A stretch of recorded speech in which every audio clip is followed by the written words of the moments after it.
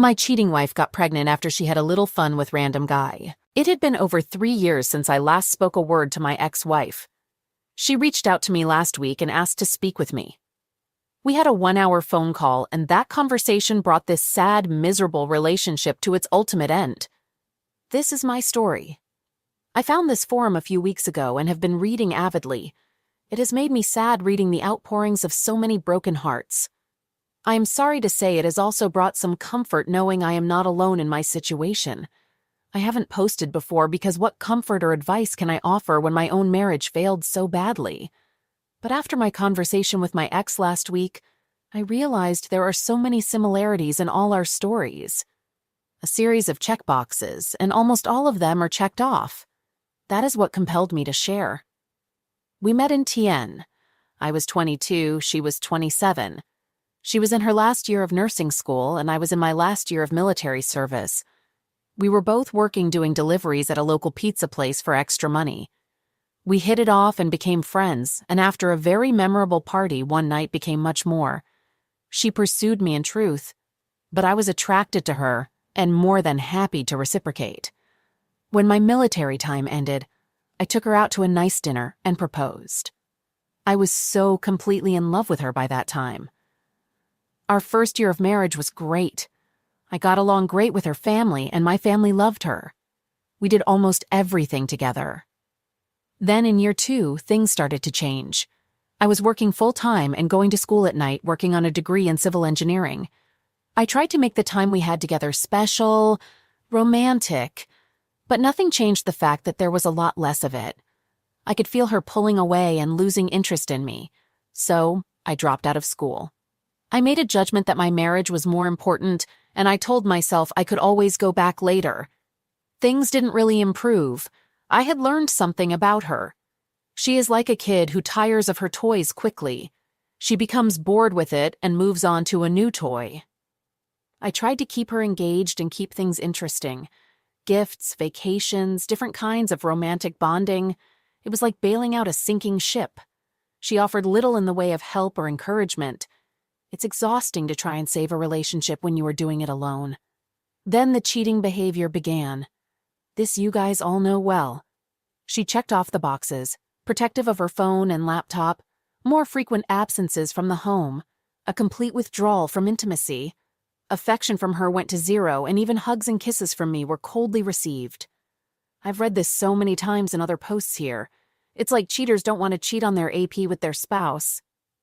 I knew what was going on, and I was highly motivated to catch her. We lived in an at-fault state, but she covered her tracks well. I couldn't prove it. I think she noticed I was checking out of the marriage. All my attempts at initiating affection, or heck, even talking to her for that matter, stopped. After that, she tearfully confessed to an inappropriate relationship with a coworker.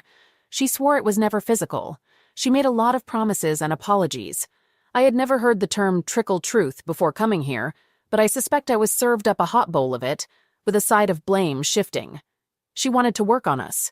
She wanted counseling for us. I believed her. Or at least I chose to believe her. My heart and my intellect were not on speaking terms. We went to MC for a few weeks. That seemed to make her uncomfortable, because the counselor asked some very probing questions about the EA.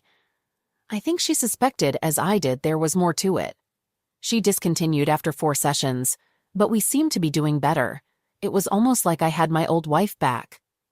I was very happy and decided to put all my unproven suspicions behind me. This lasted about 6 months until the cycle began to repeat itself. Once again, she checked all the boxes like before. I confronted her about it twice. She blew it off as stress on her part or immaturity, a favorite thing for her to throw in my face over the whole relationship because of our age gap, on my part. Intimacy between us stopped as she lost all interest in it and in me. And then it happened. I came home and found her at home early. She was sitting on our bed crying.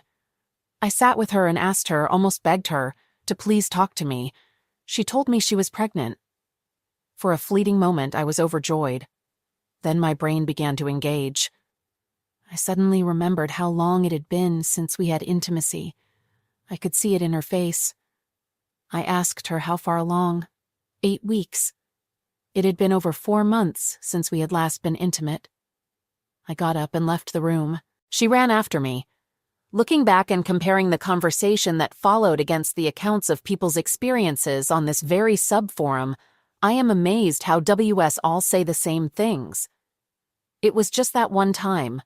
It didn't mean anything. I only ever loved you. Of all the lies they tell, that last one stings the most. I told her I was leaving the house and would be back in 1 hour. Then I would listen to what she had to say. I was shaking, furiously angry, and in all honesty, it probably would not have ended well for either of us if I stayed. I drove to an empty parking lot and cried my heart out. I think I mean that literally because something inside me broke during that hour. My heart died. It turned to ice, and it still is to this day. When I went home, I was cold, emotionless. I didn't need to act like a gray stone. I had become one in truth. She insisted we could get past this. She saw how happy I was when she first told me before I realized. She commented on how we had wanted to start a family. She threw the baby's innocence in my face and how she would need a father. This went on for nearly 20 minutes as I sat and stared at her in complete and emotionless silence.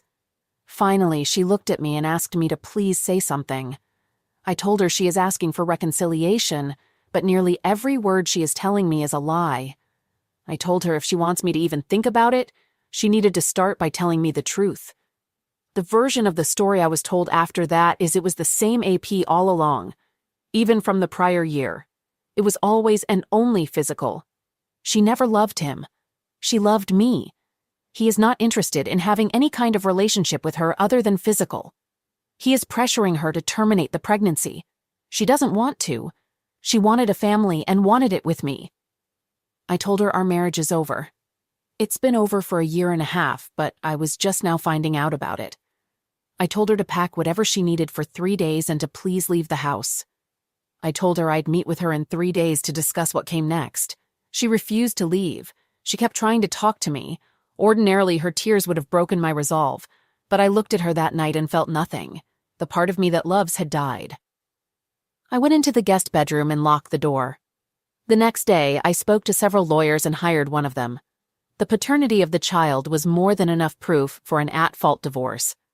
I had no desire to wait that long, and we discussed uncontested and mediation. When I got home, she actually tried to initiate with me. I was shocked and disgusted. I told her that would never happen again. We agreed on an outline for divorce.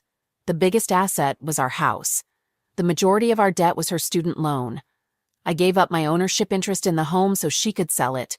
She was going to keep the baby, and I wanted her to have that money. I wanted nothing but to walk away free. In the end, I kept nothing other than my Jeep, my military sea bag full of clothes and a few tools, firearms, and military mementos. Mostly things that were mine before we married. Everything in that house, everything she had touched was just tainted to me. I wanted nothing from this marriage but to bury it in the past. The divorce finalized 13 months later. I saw her twice during the mediation. We barely spoke. She was very pregnant then. I thought that would be hard to see, but I felt nothing for her. No love, no hate, nothing. She was a stranger to me. I moved to Florida and took a job as an underpaid but also underworked civil servant. I have a very simple life now. I bought and renovated a small house on the Gulf Coast. I bought a boat and go fishing almost every weekend. I have very few friendships and have dated very little. I have trust issues now. I really don't enjoy the company of other people. I find myself suspicious of the attentions of women, especially ones I'm attracted to. I'm 27 years old now. I'm very physically fit and some girls find me attractive. But the idea of an intimate relationship with someone, trusting them to that level, I don't think I can do it. Not for a long time anyway. I am the opposite of the man I used to be in almost every way. All my love now is reserved for a happy black Labrador retriever named Stormy. She goes almost everywhere with me. I'm not exactly happy. I still got upset when something triggers me to remember my ex and all that happened. I still sometimes feel a tremendous and overpowering sense of loss.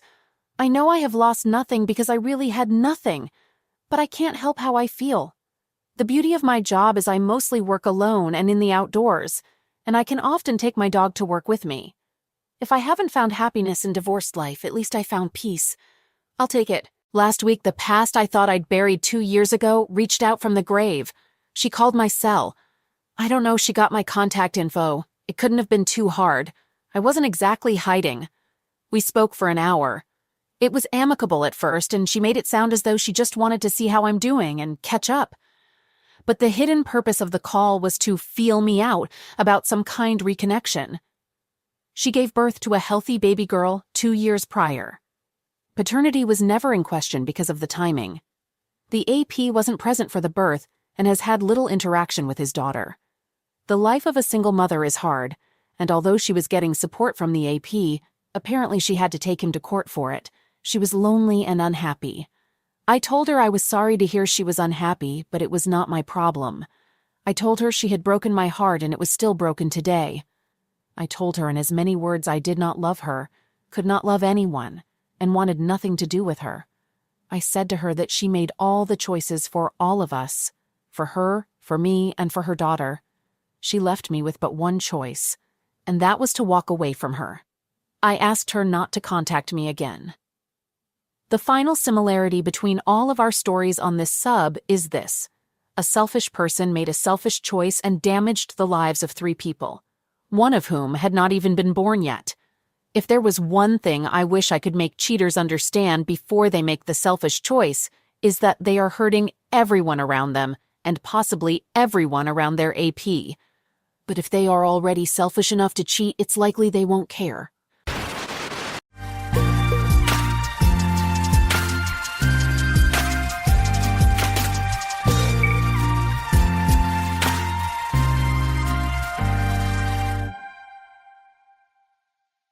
Alright, everyone's presentations are done. Nick, the manager, said as he tried to move the discussion forward. Excuse me, I haven't. I recently found out something. Nick interrupted me and began to speak. There's apparently someone in this department who didn't graduate high school and is just a part-timer. Meetings should be for employees only. Absolutely right. His lackey, Mike, of course, agreed with Nick. I'm leaving. After leaving the meeting room, I started to shut down my computer. I noticed that an email had arrived, not in my personal inbox, but in the company's shared email. Thinking, there's no point in speaking up, no one will listen, I went home quietly. The next day, I heard a commotion from Nick's desk. He was staring at his computer screen, his face pale. Nick! Is something wrong? Mike looked at the screen with him. And he turned even paler than Nick. Why is he so angry? Knowing the reason for Mike's distress, I thought to myself, serves them right. My name is Adam. My mother passed away when I was in the 9th grade, and I was raised by my father. Well, you could hardly call it being raised. After my mother passed, my father changed. He drowned his sorrows in alcohol, and though he still went to work, he squandered our living expenses on horse racing. Because of that, I had to start working part-time as soon as I entered high school. Every month, I went to the convenience store with bills in hand that couldn't be auto-deducted from my father's account. Even though I endured it because I didn't want to be alone, I reached my limit in my 2nd year of high school and dropped out. I found a live-in job at a distant inn. Thank you for everything. The day I left home, my father, still staring at the TV, spoke. Take care. That was our last conversation. Back then, 18 wasn't the age of majority, so I needed my father's permission to work, and I couldn't hide my place of employment. Yet, my father never visited me even once. I kept working just to survive, and before I knew it, I was 42. Years of hard work paid off, and I was transferred to the headquarters. I was thrilled to be recognized by the company, as I thought I'd be working in the field until retirement due to my lack of formal education. Listen up. Our work can change the future of our employees. Don't drag us down. On my first day after the transfer, Nick, dressed in an expensive suit, spoke sternly. There was a reason for this. Our inn was located in a prominent tourist destination, known so well that everyone in the state could sing its commercial jingle. At its peak, we had 5 locations within the state. But that was long ago. Due to financial difficulties and aging facilities, only the place where I had worked for many years and the original establishment remained. I was prepared to lose my job anytime, but now there was a glimmer of hope.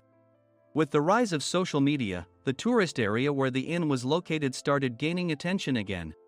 Depending on how hard the sales department, where I was transferred, worked, we could either thrive or be forced to give up this prime location to the new hotel chains continuously popping up. For Nick, who had switched careers from another industry to strengthen our sales, this was a battle he couldn't afford to lose. I understood why he had to be strict. "I will do my best." Nick sneered at my enthusiastic declaration. "Did you not hear what I said?" "I'm sorry." I thought I was listening carefully. Out of habit from years of customer service, I apologized reflexively, though I had no idea what had offended him. Someone was watching me with a smirk. In this department, there are those who are expected to excel and those who have been shoved here because they have nowhere else to go. You are the latter. It was Mike, the section chief. He's 7 years younger, at 35. But he was called to headquarters much earlier than I was and had been moving around within the headquarters ever since. I'm not jealous, but I can't accept that he's my boss. Graduating from a prestigious university, he has an unusually high pride and caused many problems as a newbie, making things very difficult for me when I was the front desk leader. When I found out Mike was transferred to the sales department a month before me, I was disheartened. Mike is right. With just a middle school diploma, there's not much you can do. Don't even think about achieving results. As if I didn't exist, Nick remarked, "I'm thirsty." Mike eagerly ran to the coffee maker. It seems Mike is Nick's lackey. I regretted being happy about my transfer to headquarters, wishing I had stayed on site forever. Send a direct mail to every company on this list by the end of the day. Nick only assigned me tasks that even a new graduate could handle. What? There are over 1,000 companies. You want me to send to all of them by today? Yes, if you and your fellow misfits split the work, even those with nowhere else to go should finish by today. I glanced at the employees typing away expressionlessly. They were worn out from customer service, only thinking about leaving on time, or were women reassigned after having children, with zero motivation for work. Even Sam, a new graduate from the same university as Mike, who was supposed to be among the expected achievers, had no enthusiasm for the job, having joined the company wanting to do customer service. "I don't care what they say, I plan to quit any time," he said. Only Nick and Mike were highly motivated, making all the decisions between the two of them. I originally only wanted to work at the inn to survive and had no particular attachment to this job. I swallowed my words, thinking I had no right to reprimand them. About a month after the transfer, Nick told us with a frustrated look, "To commemorate the 50th anniversary, we've decided to create a plan exclusive for one group per day." Originally, Mike and I were supposed to come up with it, but our president, Mr. Thompson, insists on hearing everyone's opinions. "So, you all get a chance." As Nick explained, Mike began handing out prints. "Make sure not to embarrass Nick. If your ideas are half-baked, you'll have to redo them." It seemed that they had printed his handwritten notes by Mr. Thompson, which included several questions and a section for free responses. It made sense why Nick had to seek our input, given that all responses had to be submitted to Mr. Thompson. We were given a week to think about it, and a meeting was scheduled to compile our ideas. My plan is to let guests enjoy both the old and modern America. Nick began the presentations. Guests would watch a master confectioner at a nearby traditional sweet shop make sweets in front of them. The welcome drink would be premium tea in a bottle. Nick's plan was certainly attractive. After his presentation, Nick called on us to present in the order we were seated. Just as I stood up for my turn. "All right, everyone's presentations are done." "Excuse me, I haven't. I recently found out something." Nick interrupted me. "There's someone in this department who didn't graduate high school and is just a part-timer." He was likely talking about me.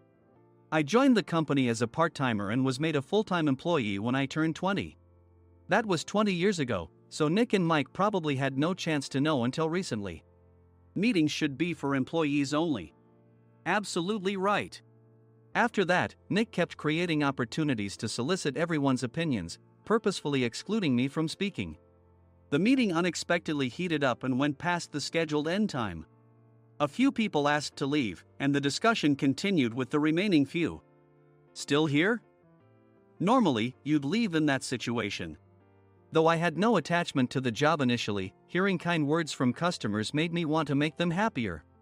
For someone like me, with nowhere to go, the inn was my home and customer service was my life. I felt pathetic about my current self. I'm leaving. I left the conference room and started shutting down my computer. I noticed an email had arrived, not in my personal inbox, but in the company's shared email. Thinking no one would listen to what I had to say anyway, I quietly went home. The next day, while preparing the DM as instructed, I heard a commotion from Nick's desk. In his haste to stand up, he hit his knee on the desk. He stared at his computer screen, his face pale. "Nick? What's wrong?" Mike, thinking he should be the first to rush over, approached Nick while still wearing his coat. He peered at the screen with Nick. And he turned even paler than Nick. Why is he so angry? Who is responsible for this company? Nick, more irritated than ever, asked, and Mike answered without checking. Probably Sam. Sam wasn't there because he was attending a morning training session for new hires. Nick gave up on getting angry and returned his gaze to the screen. They were looking at an email that arrived right after the end of the working day yesterday. Apparently, no one, including me, had checked it before leaving. The email was from a large company that used us for their annual employee trips. The president and executives of that company also frequently used our services personally. President of the company, Mr. Mason himself, had declared that neither he nor his company would ever use our services again. Well, some companies cancel their employee trips or stop using our services due to financial struggles. Let's just move on. Mike kept wiping the sweat from his forehead with a handkerchief. Knowing why Mike was so agitated, I quietly watched their interaction. Do you know how much revenue we get from that company? We can find other guests to fill the rooms, but we'll lose the banquet costs, gift shop revenue, rental car fees, and more. Moreover, the gifts were supposed to be prepared by the traditional confectionery shop involved in Nick's proposed plan. If it's known that we incurred such a huge loss at this critical time, Nick's position in the company would be jeopardized. Nick took a deep breath, seemingly trying to calm himself. All right, Mike. Go to New York right now and apologize to Mr. Mason. What? You're coming with me, right? I have urgent work to do. I trust you, which is why I'm entrusting this to you. Please. Mike, believing Nick's sincerity, agreed with a determined look on his face, saying, yes. That's Nick for you. Even if Mike went to apologize, Nick would shift all the blame onto him if the client didn't change their mind. Well, it was Mike's fault to begin with, so it served him right. About 3 hours later, Sam answered a call from somewhere and repeatedly apologized, saying, I'm very sorry. Everyone watched to see what was happening. After ending the call, he informed Nick with a weary tone. When Mike arrived at the client's company, he only made things worse, further infuriating Mr. Mason. He was demanding, get his boss here immediately. It was no wonder Sam was exhausted, dealing with such a call right after returning from training. What is that idiot doing? All right, Adam, you're coming with me. If sacrificing Mike didn't work, then I must be next. Normally, I'd want to refuse at all costs, but I saw an opportunity in this situation. If I can be of assistance, I'd be happy to join you. I immediately followed Nick, and we flew to New York. When we introduced ourselves at the reception, it became clear how serious the situation was. As the receptionist personally escorted us to the president's office. Angry voices leaked through the door, making both Nick and me uneasy. Excuse me. I'm Nick, the supervisor. I understand my subordinate has caused you trouble, and I deeply apologize. Nick, with his experience in the corporate world, knew enough to offer an apology before excuses. However, his customer service skills left much to be desired.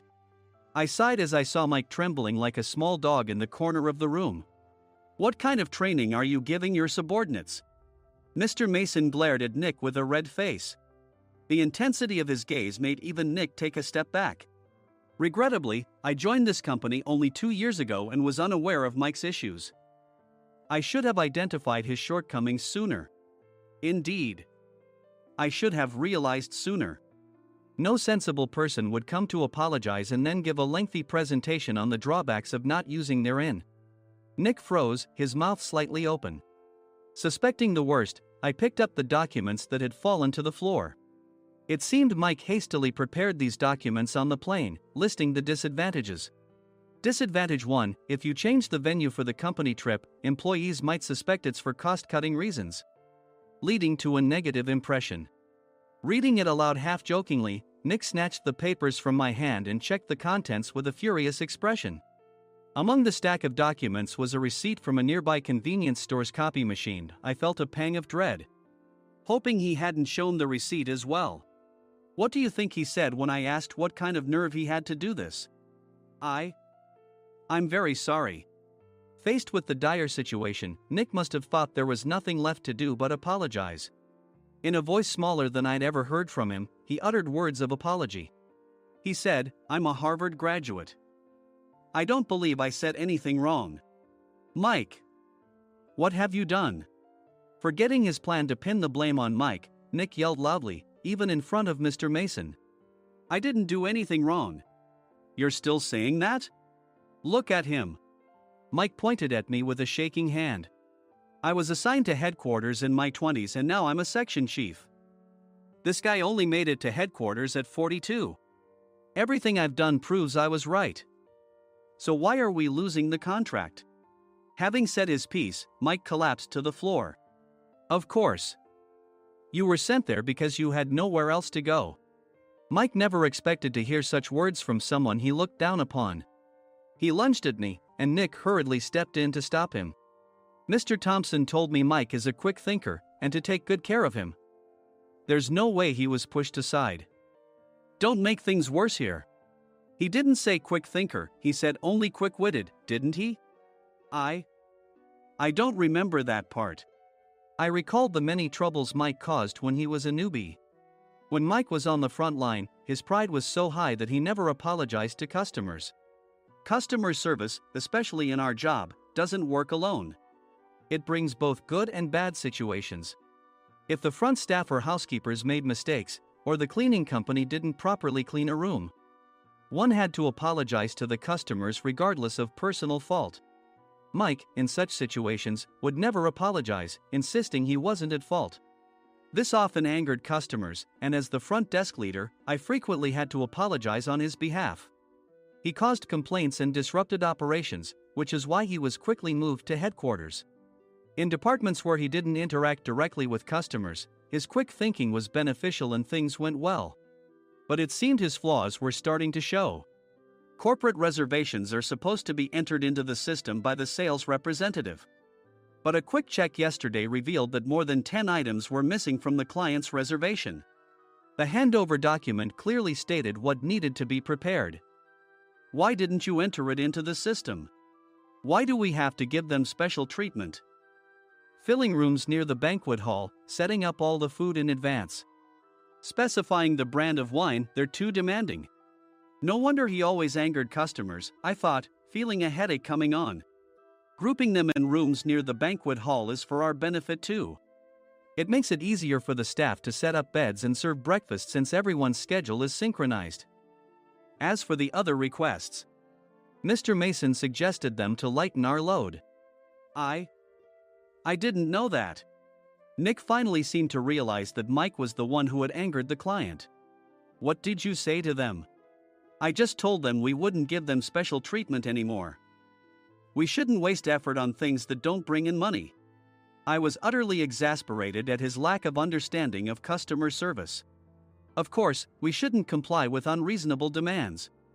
But carrying over successful practices from past stays makes customers feel remembered and enhances their experience. Good memories encourage repeat visits. That's part of our job. I looked down at Mike, who was sitting on the floor. In our job, nothing is a waste. Mr. Thompson likely moved you to the sales department, hoping you'd finally understand this. How do you think he feels now that you've failed to meet his expectations? Mike, tears in his eyes, fled the president's office. I was amazed he still hadn't apologized. You have it tough, Adam. It's okay, we're all employees of the same company. I deeply apologize for this disrespectful incident. Especially after all the care you've shown us. If it weren't for you, Adam, I really would have stopped staying here. When I heard you were moving to the sales department, I was willing to reconsider if you handled it.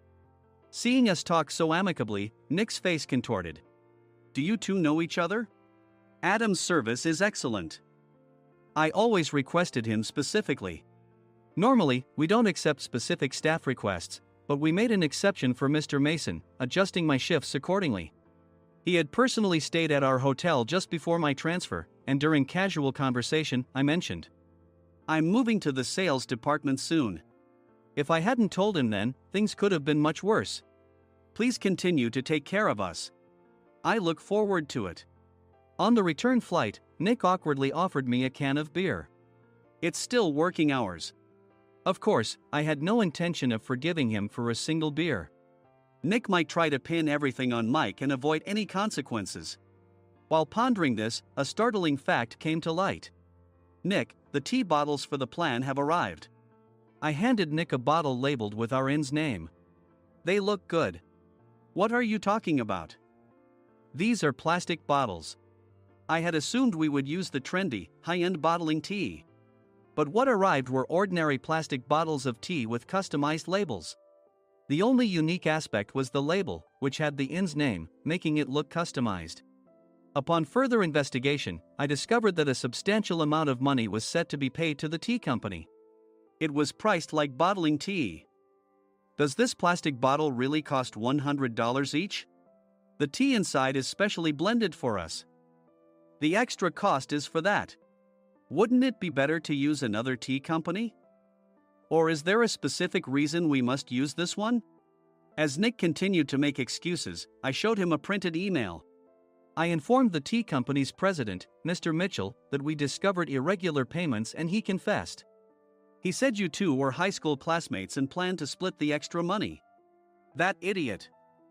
Why did he confess? That's not important. You should worry about yourself, this could turn into a police matter. Opening the bottle cap, I suggested. How about calming down with this tea? It supposedly has a relaxing effect. Nick drank the tea frantically. In the following days, decisions were made about their fates. Mike was reassigned to the General Affairs Department, with no chance of transfer or promotion, as per Mr. Thompson's orders. As for Nick, since the payment to the tea company hadn't yet been made, he narrowly avoided legal trouble. Instead, he was encouraged to leave the company, and to avoid further complications, Nick submitted his resignation. Rumor has it that connections between HR departments have made it difficult for him to find new employment. Even though it was good to have those two gone, something unexpected happened in the sales department. Everyone became motivated and united in refining the 50th anniversary plan. In the end, my plan was adopted. We collaborated with the Tourist Information Center to provide personalized guides. The plan, tailored to the number of guests, was truly special for the 50th anniversary. Hey, is Adam's family coming to stay? I immediately booked that special plan for my family. Sam noticed it on the reservation list and quickly picked up on it. Yes, I'm inviting my father. That's great. I might invite my parents too. I lacked the courage to face my father just as Adam. But here, with the confidence Mr. Mason praised, I felt ready. The 50th anniversary plan was a perfect opportunity to reconnect with my father. I hoped to bring back the days when we could laugh together as we once did.